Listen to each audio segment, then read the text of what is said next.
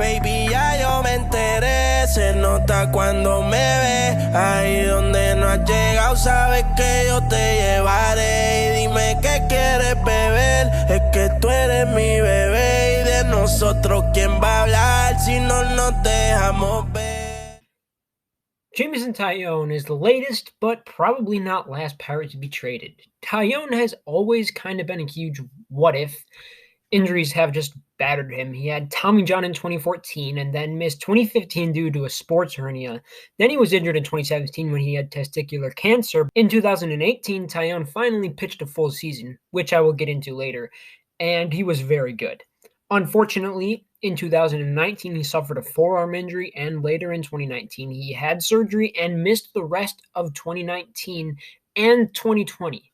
Basically, he has a long injury history, but when he is not injured, he has been very good. I'm going to go over that trade, and there's some other MLB news I'm going over today in this video, so stick around and enjoy. This comparison for Jameson Taillon might seem like a bit of a stretch, but I'm going to compare Taillon to Garrett Cole. 2018 Taillon, which was his last full season, had an 85 FIP minus, 88 xFIP minus, a 3.77 SIERA, 16.9 K minus walk rate, a 3.53 xERA, a 76 DRA minus, and an 84 PCRA minus. Cole's last season with Pittsburgh, 95 FIP minus, an 88 xFIP minus, a 3.97 SIERA, a 16.6 K minus walk rate, a 4.27 xERA, an 82 DRA minus, and a 96 PCRA minus. Not to mention the two also have pretty much identical pitch repertoires. Taillon throws a four-seam, sinker, curveball, slider, and changeup. Cole, aside from 2020 where he did not throw his sinker once, throws the exact same pitches. They also have one more thing in common. They're coming from the most inept franchise at developing players. Honestly, I would not be surprised at all if Taillon has a huge breakout season in 2021. I love this pickup for the Yankees so much.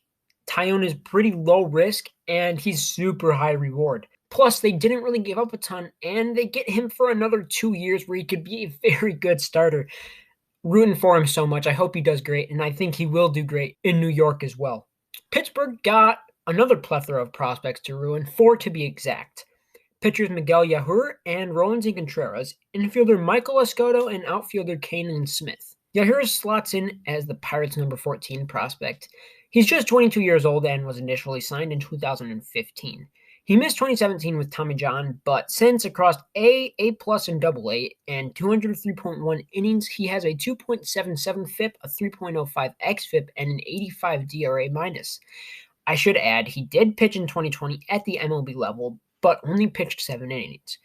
Yajur has good control, and he has 4 very solid pitches. He definitely has the makings to be an average or slightly above average pitcher for the Pirates in the future. Next, Roansy Contreras, a right-handed pitcher who is 21, signed in 2016 during the international signing period. He has pitched from rookie ball, A-, and single A across 3 seasons and 249.1 innings. He has a 3.79 FIP and xFIP and a 94 DRA minus. He has about average control, not great strikeout stuff. He could develop decently, but I definitely see him as the second best pitcher in this trade, and if he cracks the MLB, it probably won't be a huge impact. Infielder Michael Escoto also came over to the Pirates. Escoto is 18 years old, and in 2019 at rookie ball, he had a 14.7 walk rate, a 26.1 K rate, with a 167 WRC plus in 218 plate appearances. For some reason, he has no DRC plus data available. I don't know why that is, but he doesn't. He's currently unranked in the Pirates farm, but I think he has some decent upside. He could be a solid pickup for the Pirates down the stretch. Final piece for the Pirates, outfielder Kanan Smith. Smith is a very disciplined hitter, having a 16.5 walk rate and just a 21.8 K rate. He also hit very well with a 140 WRC plus and got unlucky with a 161 DRC plus across rookie ball, A- and single A, and 936 plate appearances. His hit tool and power tools may turn out to be average, but as a hitter, he can basically be Brandon Nimmo, which is a very good thing with that discipline. He also possesses very good athleticism and could develop into a decent defender as well. He still has a little bit of time to go, but I really like this piece for the Pirates. I think he's an underrated pickup, and he could be a very good piece. Next, JT Realmuto. He signed a 5-year, $115.5 million contract with the Phillies. He's arguably the best catcher in baseball. Him and Grandal are 1A and 1B in my opinion. I mean, he is an excellent framer, has a great arm, and is a pretty good hitter too.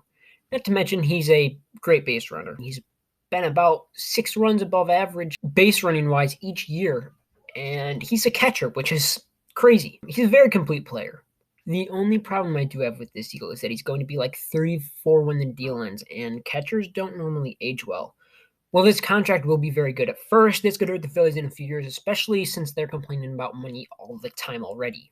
Shortstop, or soon to be second baseman, it seems, Marcus Semien signed a 1-year, $18 million contract with the Blue Jays, which just means that the Blue Jays now have the 2 most overrated defensive shortstops in baseball. Him and Bichette, they have a combined negative 16 OAA across 3,900 innings since 2018, and neither has ever had a positive defensive season by OAA. But beyond that, Semien's 2019 was, I can say, almost confidently 100% a fluke.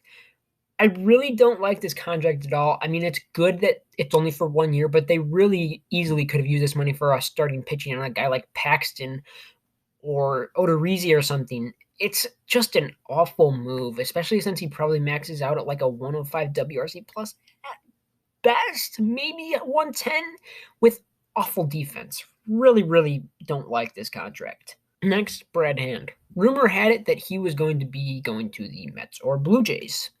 Then he went to the Nationals. He was passed on by a bunch of teams in waivers for $10 million, just to sign for $10.5 million, which makes absolutely 0 sense, but it is what it is. Hand is a pretty good pitcher. He's one of the better relievers in baseball.